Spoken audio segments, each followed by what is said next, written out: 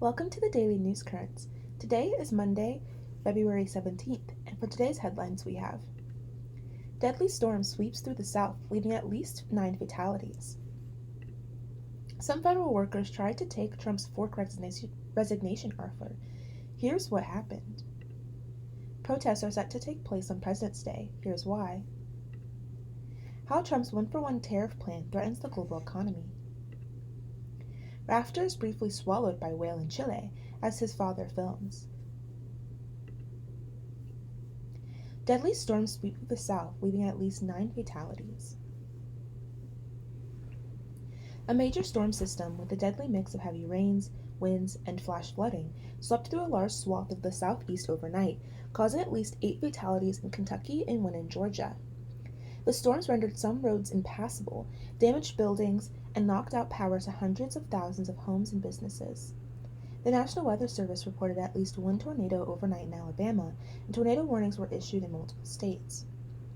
Bob Oravec, lead forecaster with the National Weather Service in College Park, said the slow-moving storm system dropped significant rainfall across parts of Kentucky, Arkansas, and Tennessee during the day Saturday.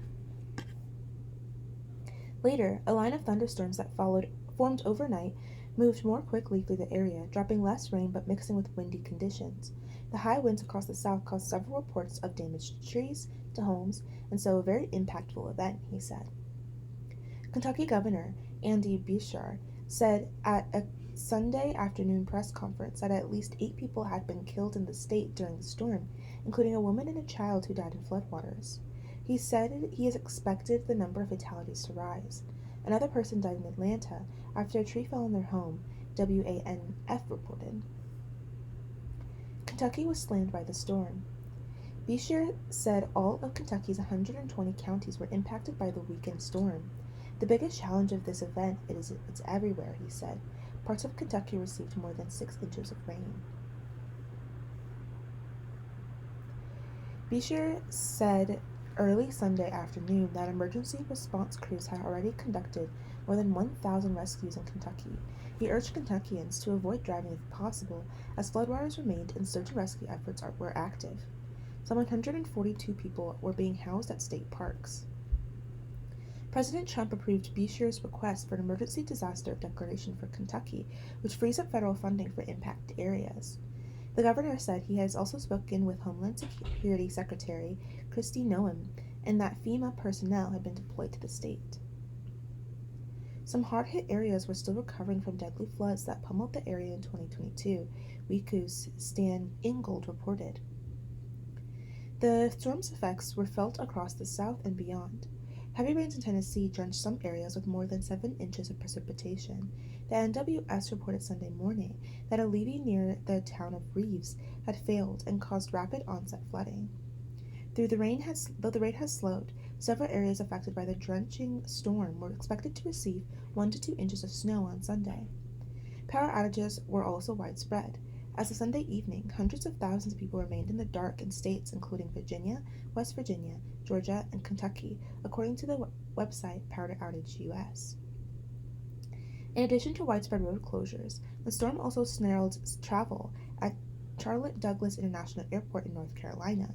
More than 100 flights were canceled and another 500 were delayed, according to FlightAware.com. The northern end of the same storm system dropped heavy snow in some areas of northern New York, Vermont, New Hampshire, and Maine, Oravec added.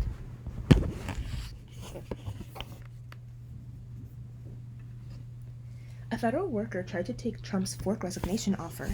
Here's what happened. The fork in the road email arrived in Liz Goggins' inbox around 11 p.m. on January 28th.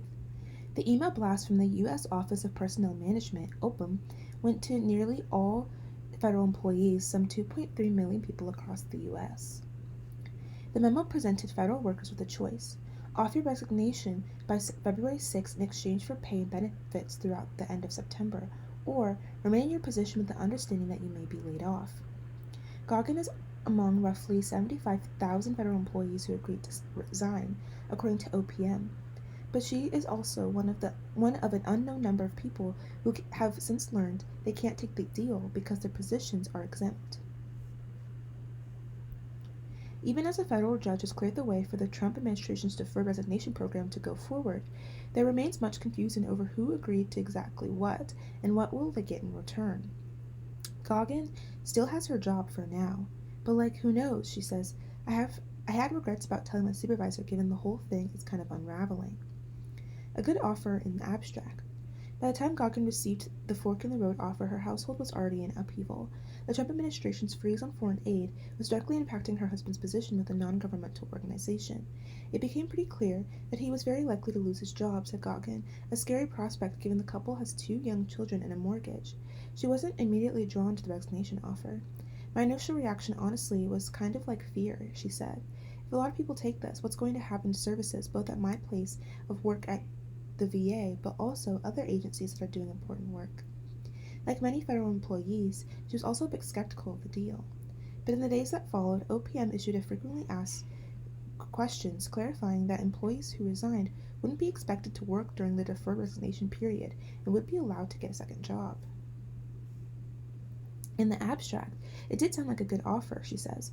My husband and I talked about it, and if this offer was legitimate, it seemed like, wow, I could potentially be making double salary for 6 months, which would give him some time to regroup and find a job he cares about. That weekend, she made her decision. She replied to the original email with the word resign and hit send. The following week, in an effort to be transparent, Goggin emailed her supervisor about her decision.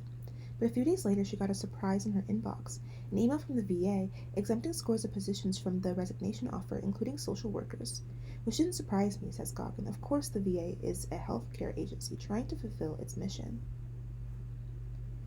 A mission at odds with Trump's executive actions? Goggin originally came to the VA through a postgraduate fellowship where she worked with incarcerated veterans. The experience was so rewarding she decided to stay. These days, she works with veterans of all ages, including Vietnam War vets, as well as those deployed to Iraq and Afghanistan.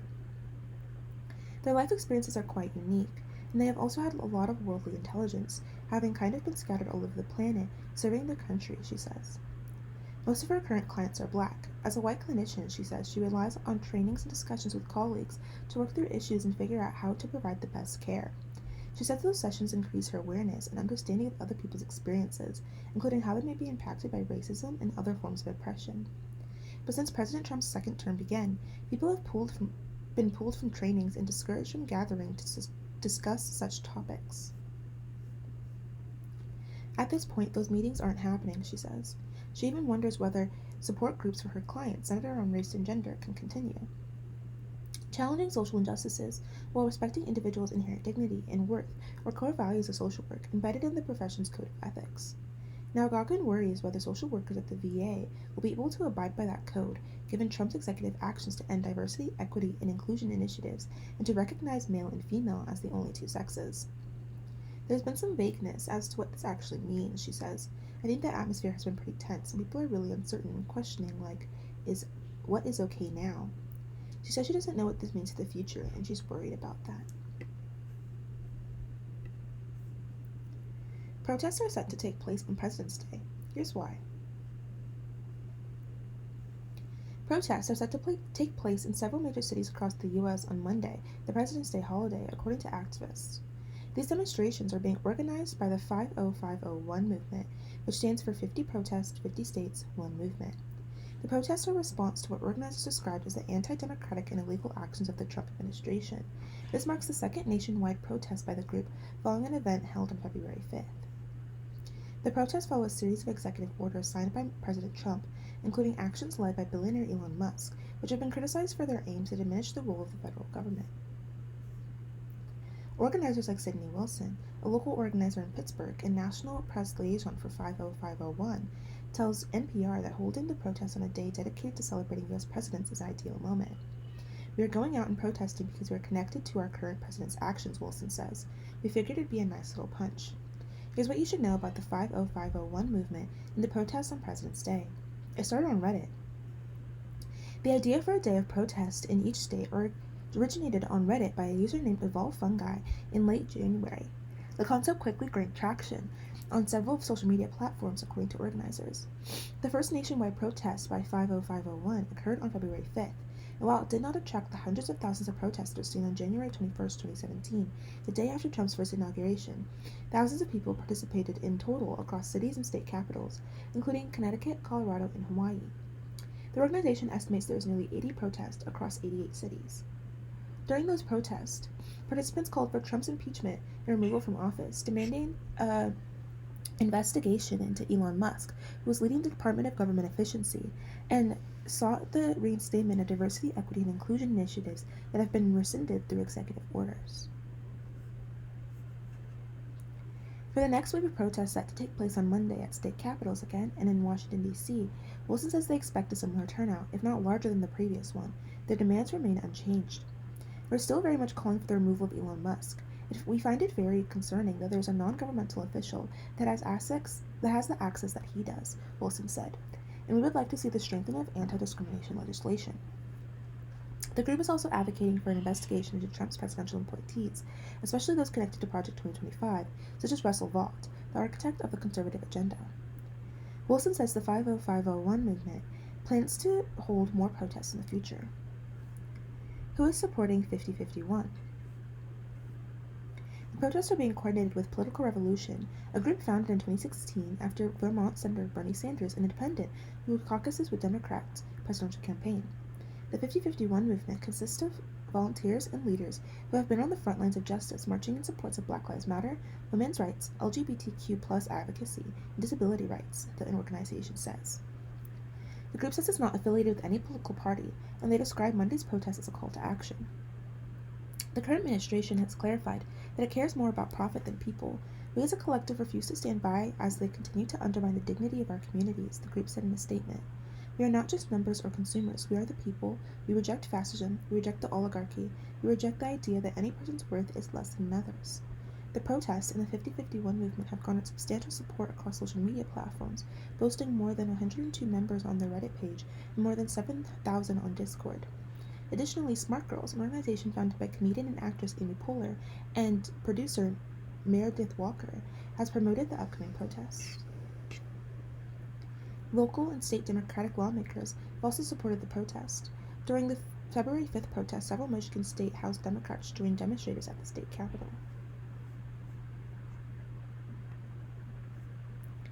How Trump's one-for-one tariff plan threatens the global economy. In starting a process to impose reciprocal tariffs on American trading partners, the White House is sowing uncertainty and risking inflation.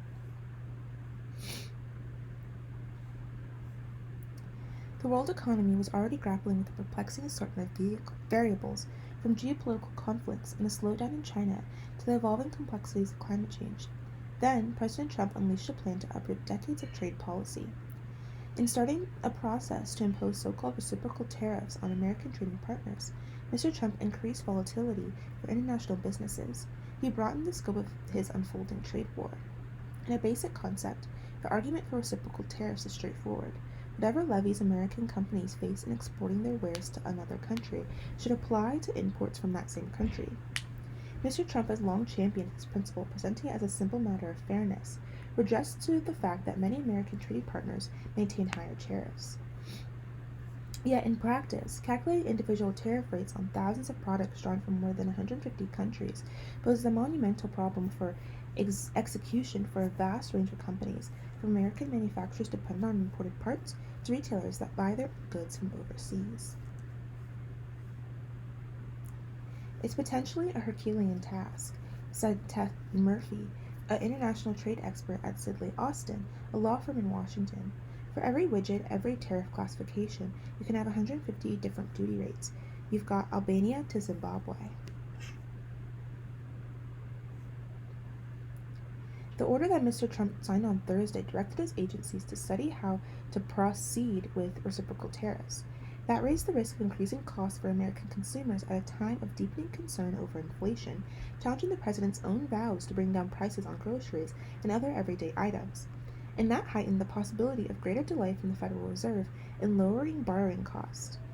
It also hastens the diminishing of the world trading system, which has long been centered on multilateral blocks and adjudicated by the World Trade Center. Mr. Trump is aiming to advance a new era in which treaties give way to country negotiations amid a spirit of nationalist brio. The transition threatens to add a strain on global supply chains after years of upheaval. International businesses have contended with an unfolding trade war between the world's two largest economies, the United States and China. They have confronted impediments to passage through the Suez and Panama canals, sending shipping prices soaring. Now Mr. Trump has presented them with another formidable puzzle. Under the system that has held sway for 3 decades, member countries of the World Trade Organization set tariffs for every type of good, extending the same basic rate to all members. They have also negotiated treaties with other countries, and via regional trading blocs, they have further erased tariffs.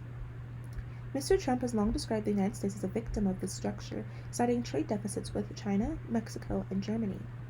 In announcing the advent of reciprocal tariffs on Thursday, he served notice that he claims authority to negotiate the terms to his liking, absent respect for existing trade agreements.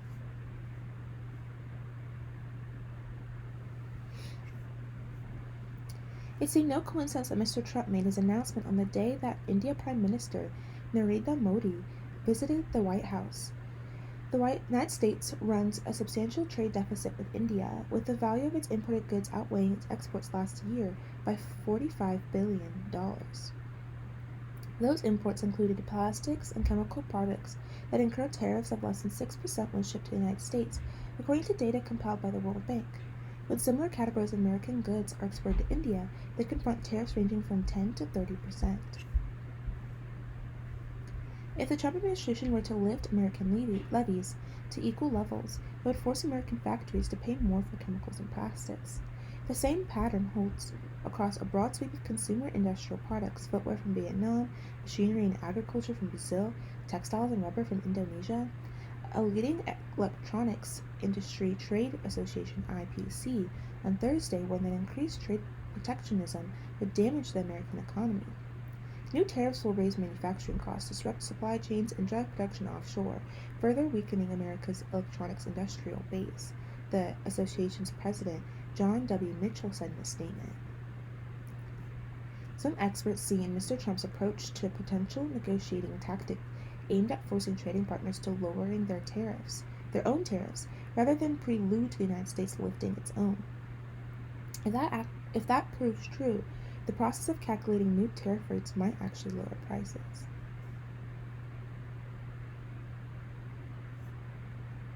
There are a lot of ways that can go very badly for us, said Christine McDaniel, a former Treasury official under President George W. Bush and now a senior research fellow at the Marquez Center at George Mason University in Virginia.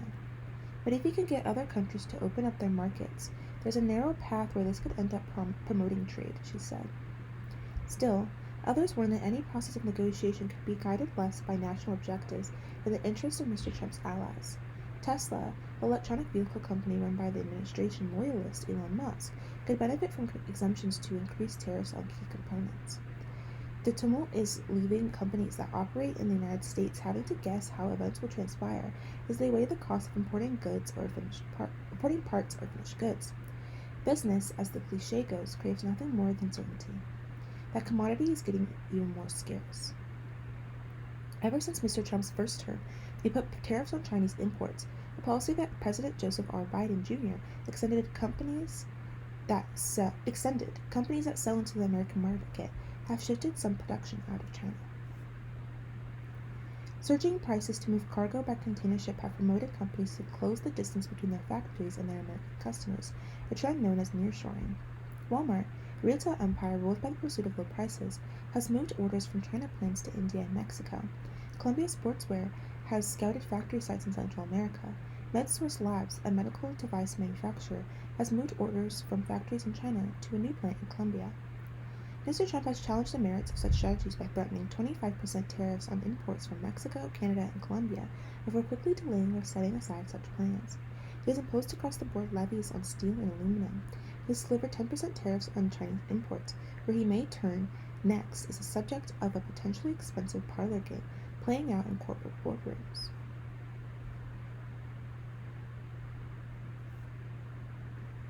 Some surmise that the uncertainty stemming from these moves is precisely the point. Mr. Trump has long asserted that his ultimate goal is to force businesses to set up factories in the United States, the only reliable way to avoid U.S. tariffs. The more countries he menaces, the greater the greater the risk for any company that invests in a plant somewhere else. The trouble is that even businesses with factories in the United States depend on parts and raw materials from around the world. More than one-fourth of American imports represents parts, components, and raw materials. Making these goods more expensive damages the competitiveness of domestic companies, imperiling American jobs. Last week, Ford Motor warned that tariffs on Mexico and Canada would wreak havoc in its supply chains. A 25% tariff across the Mexican-Canadian border will blow a hole in the U.S. industry that we've never seen, the company's chief executive, Jim Farley, said. For now, the business world is again struggling to divide which of Mr. Trump's pronouncements are merely a gambit and which pretend real changes. On spreadsheets maintained by multinational companies, the applicable tariff rates for every country on Earth suddenly seem subject to reworking. Or not. We take Trump seriously, but not necessarily literally, said Mr. Murphy, the trade lawyer. He talks in broad strokes, but we have to watch what actually emerges. Rafters briefly swallowed by a whale in Chile as his father films. Paddling in a strait of Magdalene, Adrian Simakis was caught in a humpback's lunge. I realized that I was in something's mouth and that I had been eaten, he said.